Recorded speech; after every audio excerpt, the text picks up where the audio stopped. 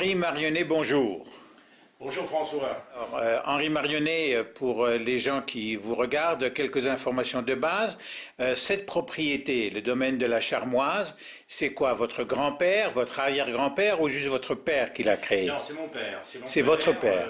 Qui a eu l'heureuse idée de rencontrer ma mère, qui était la propriétaire de ce domaine, mais qui à l'époque n'était pas spécialisée dans la vigne, disons. En fait, à cette époque-là, c'était une économie pour vivre. Donc on faisait un peu de tout dessus, aussi bien de la vigne que, j'imagine, des vaches, je crois, et puis des légumes, peut-être un peu de blé, enfin il y avait un peu de tout, quoi. Alors, vous avez repris vous-même le domaine, je dirais, avec les deux mains, à partir de quelle année? Alors le domaine, je l'ai repris lorsque mon père a bien voulu me le céder, me le louer tout au moins, Oui. en 1969. D'accord. Vous avez actuellement combien d'hectares en vigne? 62 hectares de vignes, et à l'époque, il y en avait 20 de vieilles vignes qu'il a fallu arracher tout de suite. Voilà. Et la proportion de blanc et de rouge? Alors rouge 2/3, blanc 1/3. Et grosso modo, vous avez un ensemble, combien d'étiquettes par an de vins différents? Une dizaine? Une dizaine de vins différents. Une chose qui est intéressante dans votre domaine, c'est le fait que vous avez, autant que je me souvienne, des cuvées sans soufre. Tout à fait. Est-ce que vous pouvez Entre autres, oui, une partie de vos cuvées. Qu'est-ce qui vous décide pour telle ou telle cuvée de la faire sans soufre? Est-ce que ce sont des conditions climatiques? Est-ce que c'est une parcelle particulière? Est-ce que ce sont d'autres raisons? Non, ça a été une démarche, toute ma vie, j'ai essayé de faire des vins, disons, qui n'étaient pas faits ailleurs, voilà. Donc avec des vinifications spéciales, et le vin sans soufre fait partie d'une de mes démarches, c'est-à-dire que depuis 1990, je fais cette cuvée sans soufre à partir des vendanges de gamay traditionnelles, voilà. Alors, il y a eu une petite amélioration que mon fils a provoquée d'ailleurs, c'est qu'il, depuis 7 ans à peu près, il prend les raisins des plus vieilles vignes du domaine. Voilà. Parce que maintenant, on commence à avoir des vieilles vignes, qui ont une quarantaine d'années. Donc, il prend le raisin sur ces vignes-là pour faire le premier vendange, et on le fait toujours en début de vendange. Voilà. Quelles sont les difficultés particulières à ces cuvées sans soufre? Ah, les difficultés sont effrayantes, puisque la moindre erreur elle est fatale. C'est-à-dire qu'en quelques heures, vous pouvez perdre votre cuvée. Votre raisin peut monter en volatile très vite dans la cuve. L'acidité volatile, c'est le vinaigre, c'est ce qui va donner le vinaigre. Donc vous pouvez faire une très belle cuve de vinaigre en très peu de temps. Et ça, c'est le danger. Et toute ma vie, j'ai été confronté à ça. On a parfois... J'ai bien parfois, pas toujours, heureusement, perdu des cuves, et là vous perdez une cuve, c'est-à-dire c'est pas 3 bouteilles, c'est 12 000 bouteilles, et donc là c'est pas pareil. Et ça vous est arrivé souvent sur la propriété? Ça m'est arrivé, disons, par décade, 3 fois. Ah oui, oui, par décennie. Par Oui. décennie. 3 fois, d'accord. Ouais. Quel est le total de bouteilles que vous faites en tout, grosso modo, bon an, mal an? De première vendange. Non, de tous vos étiquettes. Toutes vos 400 000, étiquettes. maximum. 400 000. Oui, maximum. Et donc une proportion en blanc? Proportion en blanc d'1/3. D'accord, un tiers de blanc. Oui, oui. Bien. Est-ce que, grosso modo aussi, quel est le pourcentage de votre production qui part à l'étranger? 25%. 25%. À l'étranger, oui. Et en France, la répartition entre négoce, restaurant et privé, grosso modo? Oh, disons en France, c'est soit ça se partage à peu près en part égale entre la revente, donc cave ou style Monoprix, ou restaurant. Disons à moitié-moitié, et donc si vous voulez, et puis 10% de privé. Donc ça fait à peu près 25% d'export, 10% de privé, et le reste moitié-moitié restaurant et distribution. Et distribution, d'accord. Avec votre expérience sur ce domaine, quels sont les plus gros changements que vous avez constatés dans votre vie de vigneron? Est-ce que c'est sur la vigne? Est-ce que c'est sur la culture de la vinification? Ou est-ce que c'est sur le commerce du vin? C'est peut-être le commerce du vin.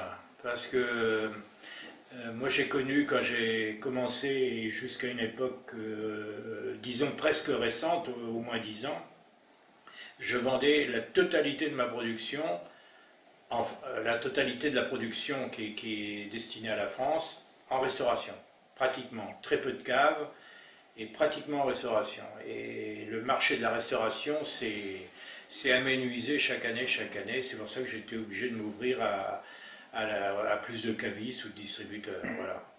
Et il est certain qu'on boit de moins en moins de vin dans les restaurants. Et aussi, dans la carte des restaurants, c'est aussi élargi, agrandi, enrichi, et donc, disons, on n'est plus les seuls sur le terrain. Voilà, c'est ça.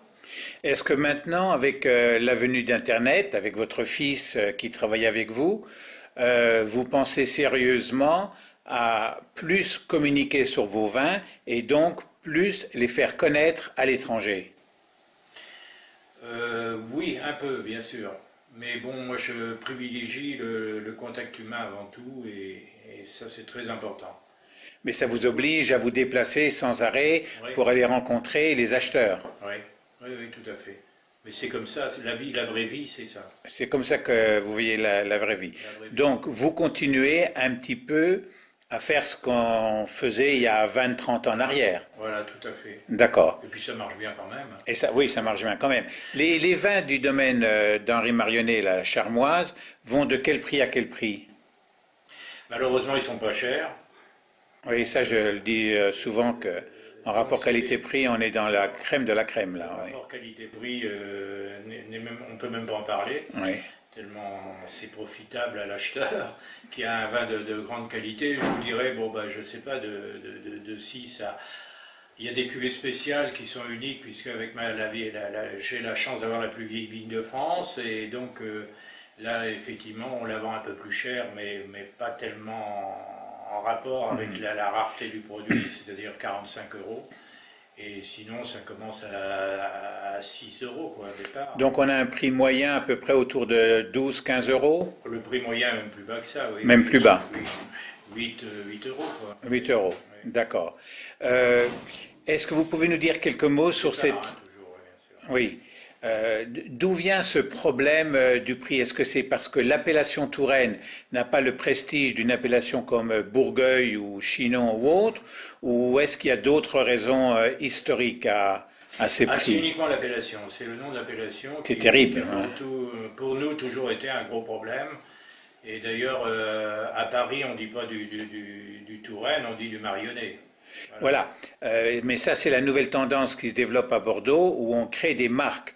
Et il semble que l'avenir pour le monde du vin, c'est de faire connaître sa marque, c'est-à-dire son nom. Oui, ça marque à condition d'avoir une originalité, ce qui est notre cas, justement. Oui, bah, vous Parce l'avez que déjà si là. vous pouvez créer une marque, si le vin est le même que celui du voisin, ça n'a pas grand intérêt. D'accord. Il faut donc déjà une qualité qui soit reconnue, reconnue à la fois par la presse qui est quand même importante pour vous, hein, avec aussi la reconnaissance de la distribution qui continue à vous acheter d'année en année. Est-ce que vous pouvez nous dire quelques mots sur ce vignoble très particulier, ces vieilles vignes que j'avais visitées avec vous, avec ce cépage qui est unique dans la région, même dans la France? Donc avec le cépage romorantin. Voilà. Alors, qu'est-ce que c'est que cette histoire? Alors C'est du pipeau pour touristes ou c'est vraiment quelque chose de... Non, mais je pense que même j'ai été, disons, pas à la hauteur de mon jugement, parce que cette vigne ne m'appartient pas, elle appartient à un vieux paysan qui me l'a louée, bien sûr, j'ai un bail à long terme avec.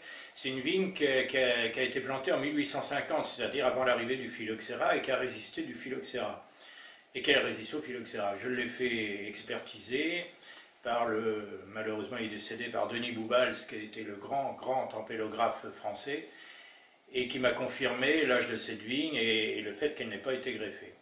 Maintenant, je pense que je viens d'avoir une expérience tout à fait récente, de voilà quelques jours, où à côté de cette vigne, à 1 kilomètre, un autre vigneron avait une vigne, et lui il a les documents, qui a été plantée en 1895 en Gamay. J'ai donc été voir cette vigne, mais elle est greffée. J'ai donc été voir cette vigne, et quand j'ai vu cette vigne qui a aujourd'hui donc 117 ans, et la mienne un peu plus loin, je pense que la mienne a au moins 2 siècles. Au moins. D'accord. Au moins. Lorsqu'on voit la différence dans les pieds. Ouais. Et c'est une cuvée que vous vendez sous quelle étiquette? Sous le nom de Provignage. Provignage. Provignage qui était une ancienne méthode au Moyen-Âge de cultiver la vigne. Et vous en faites systématiquement chaque année? Et on en fait systématiquement chaque année. Et cette année, il y en aura un petit peu, mais très très peu, parce que malheureusement, la vigne a été détruite par le gel. Ouais. D'accord. Une partie tout au moins. Ouais. D'accord. Vous avez quelques soucis sur le futur du vin dans le cadre de votre propriété, dans le cadre de la Touraine, par rapport au passé, ou est-ce que vous avez une confiance que c'est encore quelque chose qui va permettre à votre fils, à vos petits-enfants, de vivre décemment? C'est une question très difficile. Si c'est que mon cas personnel, je crois profondément que ça marchera toujours très bien. Dans la mesure où vous faites quelque chose de très très très très bon, c'est ça. Le gros problème est là. Si vous voulez, si un verre, comme mon père disait si bien, pour qualifier un bon vin, quand un verre en appelle un autre, ça veut dire que vous aurez toujours des gens qui aimeront venir goûter et boire ce vin. Parce que ce vin leur donne du bonheur, c'est ça. Il faut donner du bonheur aux gens. Si vous amenez du bonheur, je ne vois pas pourquoi ça ne marcherait pas. C'est pas possible. C'est pas possible.